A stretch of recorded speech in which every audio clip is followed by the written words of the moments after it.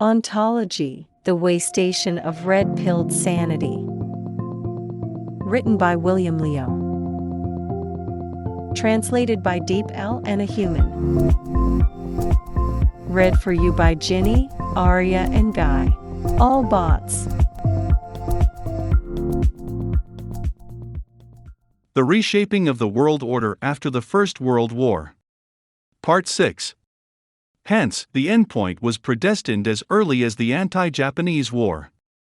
People like Hu Shi and Jiang Tingfu already knew very well that once China and Japan declared war, the little chance the nationalist government used to have would be gone, and the last victor would necessarily be the USSR. No matter how the individual battles were fought, China would definitely not get an upper hand over the Soviet Union. Except for the Soviet Union and Japan, no one else had any interest in the Asian continent. The United States wouldn't take Asia even if it was given to it. It would end either in the grip of Japan or of the Soviet Union. China in itself was too weak to sustain its power in Asia, especially the rule in the Northeast. Only in the era of the Beiyang government and the rule of the warlord Zhang Zuolin, China could maintain China's nominal sovereignty in the Northeast through clever diplomacy to maintain a balance of power between the Soviet Union and Japan in the Northeast and China. Chiang Kai-shek's reckless diplomacy ruined himself. In order to break Japan's direct rule in the Northeast, he first attempted to expel Japan, but due to Japan's revenge, he lost all the nominal sovereignty in the Northeast. Then, in order to retaliate against Japan, he invited the Soviet Union into the region, who, after its victory, would not treat China better than Japan. Stalin's arrival in the northeast of China sealed the doom of Chiang Kai-shek's regime. Either he could let things go back to the pre-1928 state and accept that the northeast belonged to Japan then, and now it belonged to the Soviet Union. Under such circumstances, the Soviet Union might have betrayed the Chinese Communist Party and allowed him to rule southern China. But he didn't even accept this scenario. He believed that the hard work of the 8 years of the anti-Japanese war was for the sake of the Northeast. He finally defeated Japan after much toil and pain. Now to give away the land to the Soviet Union for nothing, he was really reluctant to do that. So he commanded his army to march towards the northeast. Stalin didn't hesitate. No one else but himself would be allowed to seize the northeast. Without Japan, it would definitely belong to him, just as Britain would never allow anyone to occupy Flanders.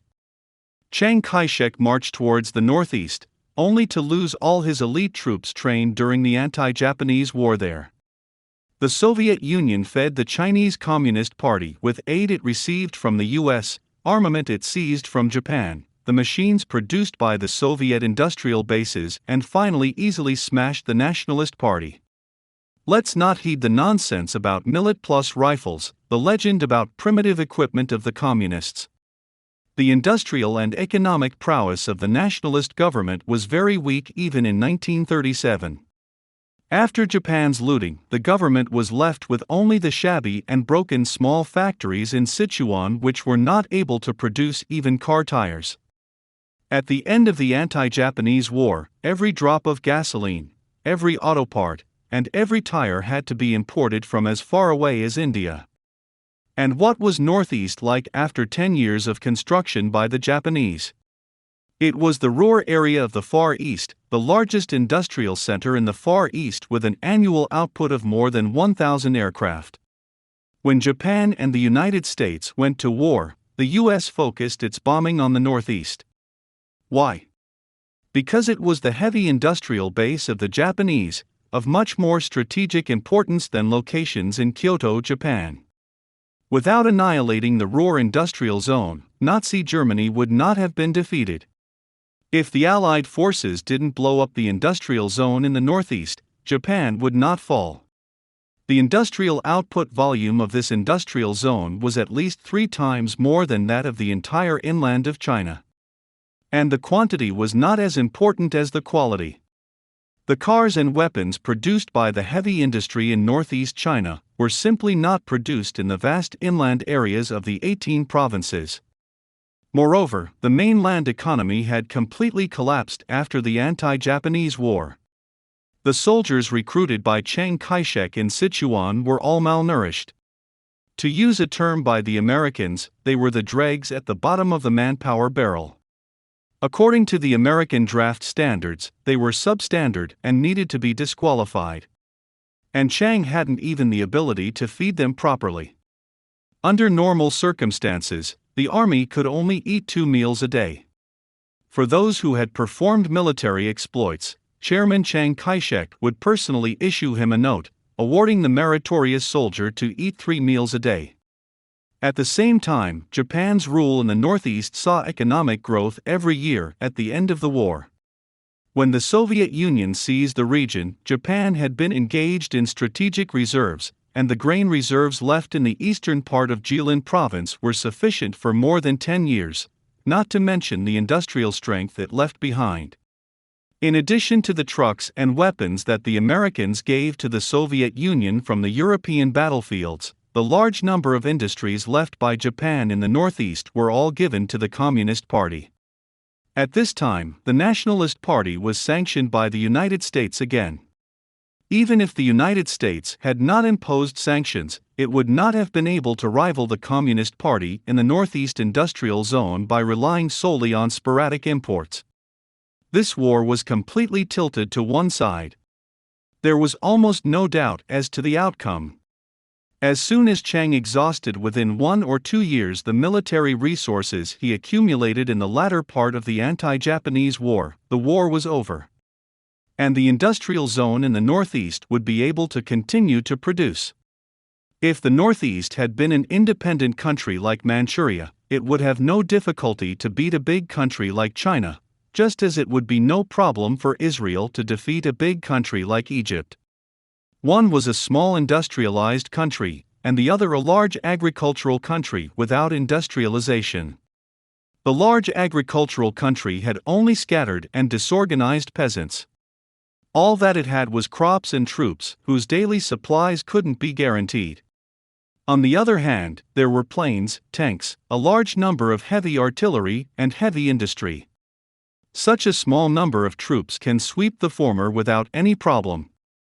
Chiang Kai-shek's only chance at that time was to make a deal with Stalin, like the Greek government, and through exchanges, cede the land outside the Northeast and the Great Wall to the Soviet Union and the Communist Party. Then it was not impossible for Stalin to leave the South to him, because he had made a similar deal with the British. With the Russian army sweeping through Eastern Europe and the British army unable to intervene, it would actually have been no problem for the Soviet Union to take down entire Eastern Europe, including Italy, Greece, and Turkey. In this case, Churchill could only make deals with Stalin, which is the British-Soviet percentages agreement, which resulted in that Romania and Bulgaria were absorbed into the Soviet spheres of influence, and Greece and Turkey as part of the British spheres of influence. Stalin agreed. That arrangement was not in line with the political reality of the regions affected.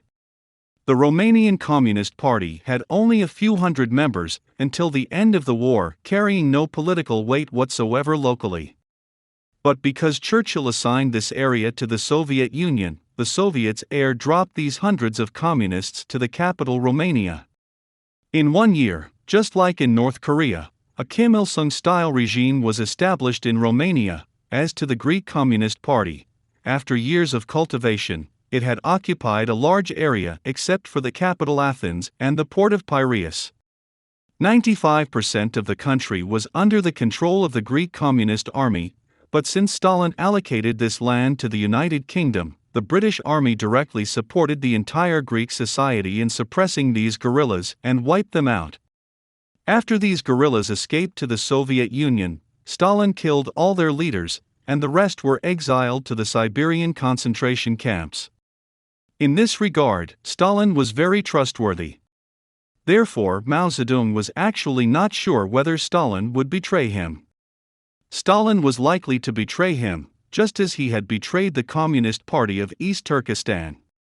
He wiped out the Communist Party of East Turkestan for Mao Zedong's sake, despite the fact that the East Turkestan Communist Party was originally organized by the Soviet Union.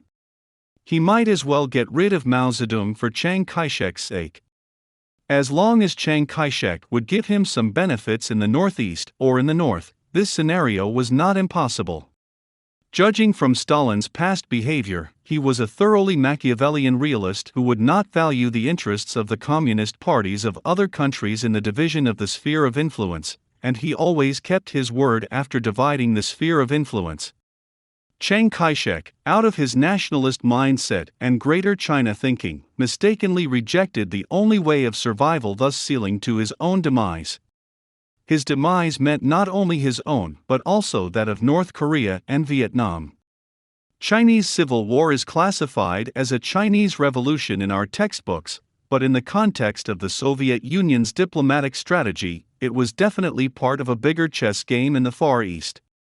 The war in China mainly depended on the ownership of the Northeast, and the ownership of the Northeast was a tripartite cooperation among the Communist Party of the Soviet Union, the Communist Party of China, and the Workers' Party of Korea.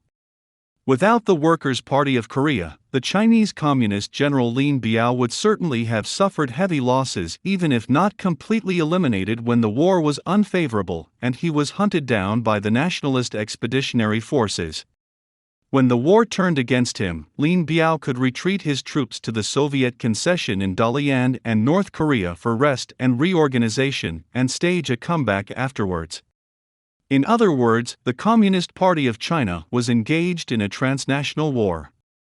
Since the Northeast War ended in the form of a transnational war, as I just mentioned, after the nationalists withdrew from the mainland, since the Workers' Party of Korea made great contributions to the victory of the Chinese Communist Party in the Northeast, the Communist Party of China and the Workers' Party of Korea are both branches of the Communist Party of the Soviet Union as part of a game of chess in the Far East.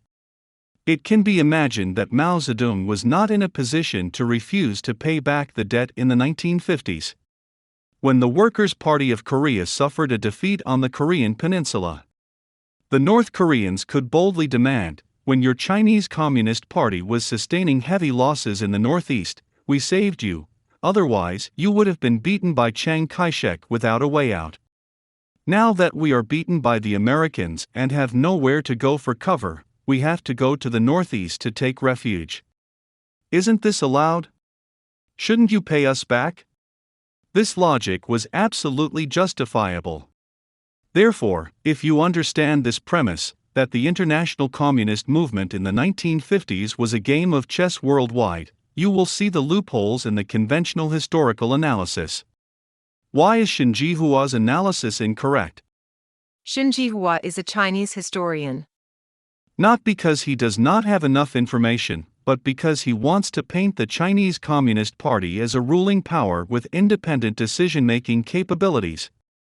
He believed or pretended that Mao Zedong was like any regular national leader with the sovereignty to decide either to participate in the Korean War or not. But that was not the case.